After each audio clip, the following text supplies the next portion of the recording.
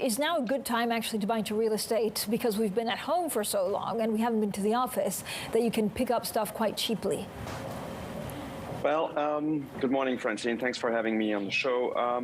Look, I mean, I think for the office market, it's, we're definitely talking about the deepest asset class in real estate, and probably the one that right now has the biggest question mark, right? And I think for us, the analysis is pretty simple. Technology is basically impacting the way we work. And frankly, the way office has been designed in the past 20, 30 years is obsolete right now. It's not about, parking people into buildings, to have access to a computer tied to a cable anymore.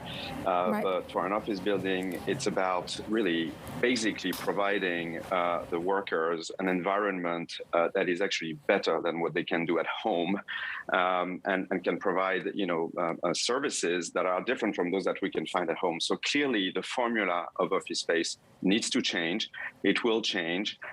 Some element of work from home will continue, but we think that, basically you have a huge investment opportunity in this asset class through transformation, which is also has to be environmental friendly. So what exactly is your plan? I mean, are you trying to be like a WeWork? I mean, there's so many players already in the space. What do you think you can do better? Well, I think the services don't have that much barrier to entry, frankly. I think that the real estate is the biggest barrier to entry. Put it this way, the product and the location. So it's still very much, the same hunt for the best products. Real estate is not, a market where things are absolutely perfect. So there are inefficiencies in those markets. We can still, do some, get some good buys. But I think most of the way we're going to make money is not so much by buying cheap yet, but really, frankly, by transforming the assets and drive higher rental growth through a better product. I think there's a huge pent-up demand for, 22nd century product, and that's where it's going to come from. I think companies don't have an affordability issue with office. They just need the right new product, and in real estate, it takes time to build. So what's your ideal? I mean, I have to say, I'm, sitting in one of the best office buildings in the world. So I hope you actually come and see Bloomberg headquarters in London. I understand fantastic. That, not everyone has this luxury, Stephane, but what do you have your eye on? What is it? If you look at the future of space, is it in the city center? Is it an iconic thing that you would want to buy? In the UK, would it be like the Shard or something like that? No, I think we want to stay away for quite a while from high-rise buildings because we feel the experience is, other than the views, frankly, the experience is not very collaborative. I think the Bloomberg building is a low-rise building in London, which has got iconic, architecture. I think it's a magnet for talent. It's exactly ahead of its time and the right thing to do. But if you look around the city of London, for instance, you see, a lot of buildings that are just extremely boring and that don't have the kind of common areas, common space and services that are needed. So yes, we would do more in London. We also believe very much that Paris and Berlin present that kind of opportunity. They're global cities. There's a lot of demand. The markets are deep.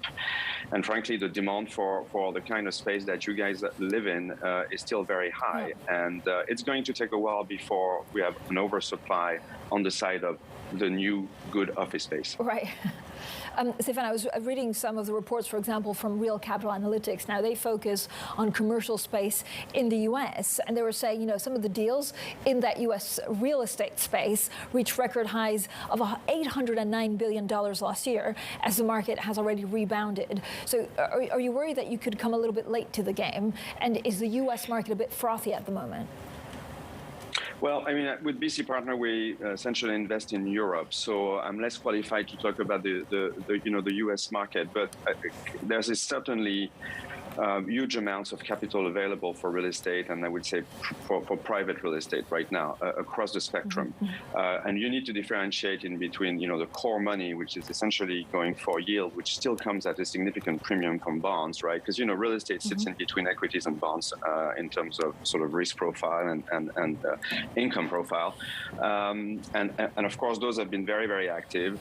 I think the sort of opportunistic side of the office market has been a bit less active attractive in the past couple of years, sorry, because the mismatch in between what a risky capital can demand in terms of returns and the price at which those companies are prepared to sell is still at a discrepancy.